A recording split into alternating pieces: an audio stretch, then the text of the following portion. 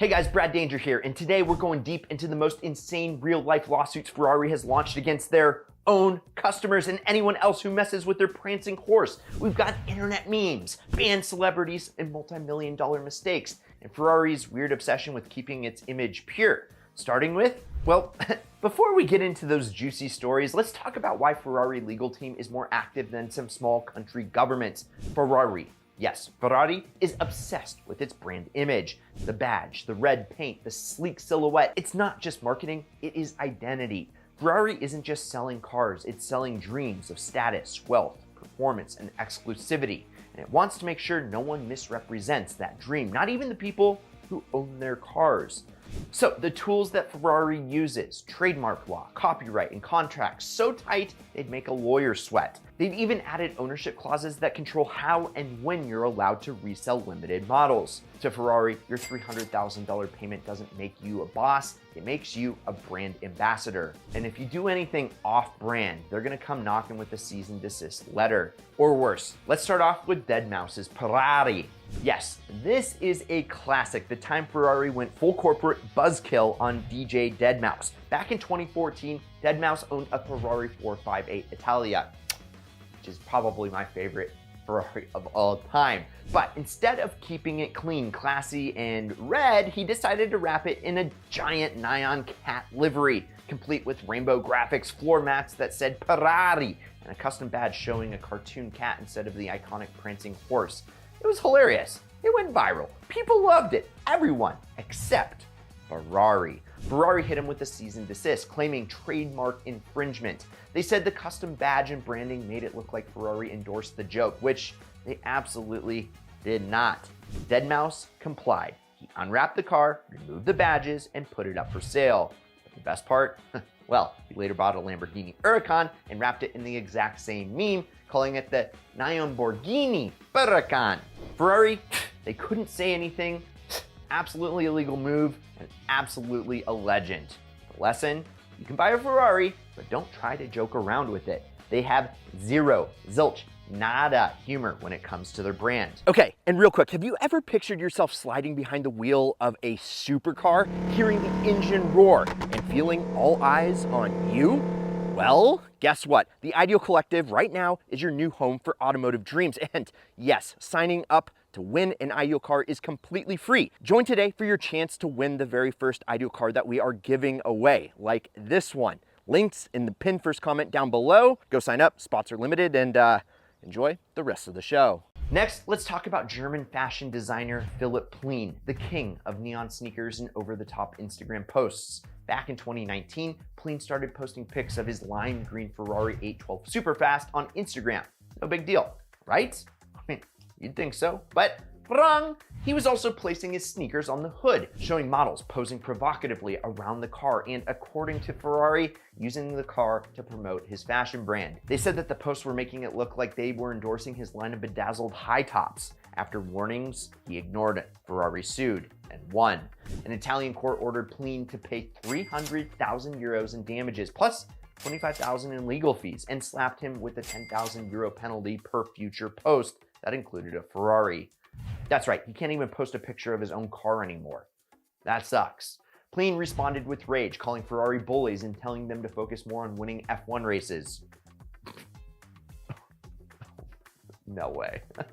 But it didn't change a thing. The court's decision stands. So yeah, careful with what you post with your Ferrari on Instagram. I'm sure we all have an issue with that, right?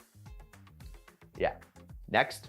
Now let's rewind back to the 90s and talk about Jean Blatton, aka Beerlies. A Belgian millionaire and longtime Ferrari racer, Blatton owned one of the rarest Ferraris ever made, an F40 LM. Just 19 were ever built. But instead of locking this thing away in a temperature-controlled garage, he chopped off the roof, turned it into a custom roadster, and painted it bright yellow. Honestly, this is one of the sickest Ferraris I've ever seen. I'm a huge fan of the F40, and then this? Roadster? Yellow? Sign me up! It looks sick! But Ferrari, they flipped. They sent him a cease and desist letter, demanding he removed all Ferrari badges, and then even went further. They erased the car from Ferrari's official archives. As far as they're concerned, it's not a Ferrari anymore. They also banned Blatton from Ferrari events, track days, and rallies. This wasn't just a slap on the wrist, guys. It was a lifetime ban. And this guy wasn't some influencer. He was a Le Mans racer and lifelong Ferrari loyalist. But to Ferrari, his crime, modifying a sacred car, was unforgivable. Moral of the story, if you mod a Ferrari, you're not customizing it, you're committing brand treason. Okay, this one's for the TV buffs from yesteryear. Remember the iconic Ferrari Daytona Spider from Miami Vice? Well, it wasn't real. It was a replica based on a Corvette. Ferrari, they didn't like that at all. When the show blew up in popularity, Ferrari sued the replica builders and threatened the producers too.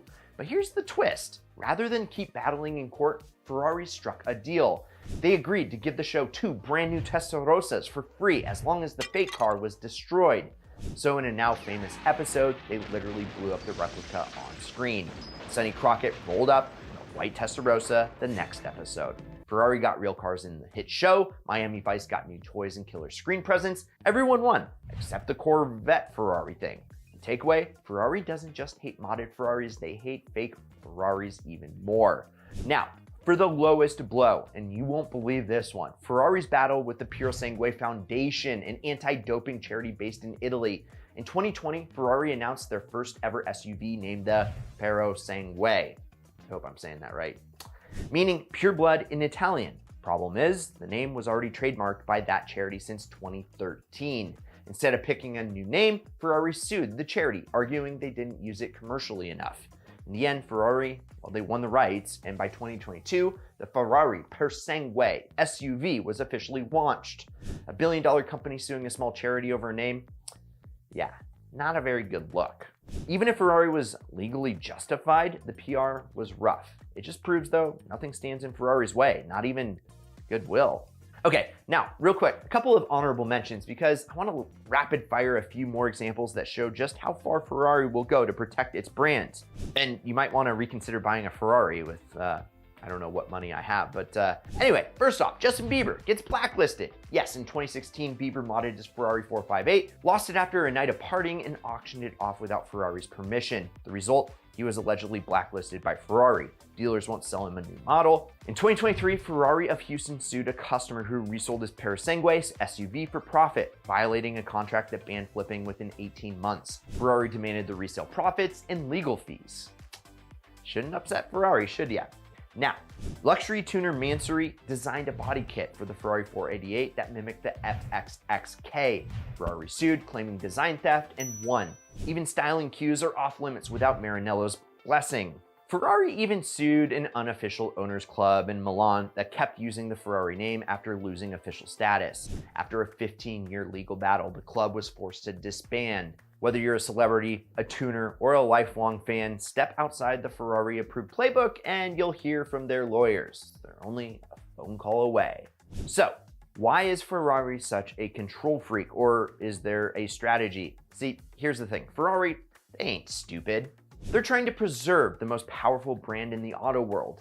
If people start seeing Ferraris as meme-wrapped, cheap-looking, or easy to flip, it damages the aura of exclusivity that makes people pay over $400,000 for a car. So from a legal standpoint, trademark holders must enforce their rights. If they let things slide, they can lose protection. Still, Ferrari's approach kind of feels a little overbearing. Instead of inspiring customers' creativity, community, it can come off as elitist, stuffy, and honestly just a little less joyless. But maybe that's part of the appeal, you know? After all, when Ferrari says you can't have this, it just makes people want it even more. So, what did we learn today? Ferrari makes mind-blowing cars, but if you meme them, mod them, or flip them too fast, they're gonna take you to court and bend you over.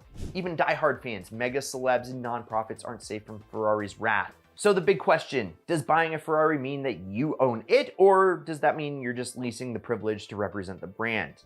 It's the brand that gave us the F40, the Enzo, the Daytona SP3, and it's also the same brand that sued DJs, fashion moguls, TV shows, and even a charity.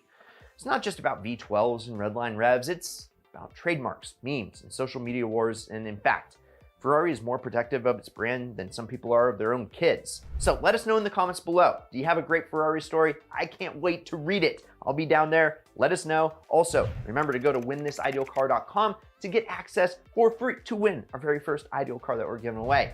Also, if you enjoyed the vid, like, subscribe, turn on that notification bell. Check out these ideal vids over here. I'm Brad Danger. This is Ideal. Catch you next week, and promise you one thing: keep living the ideal lifestyle.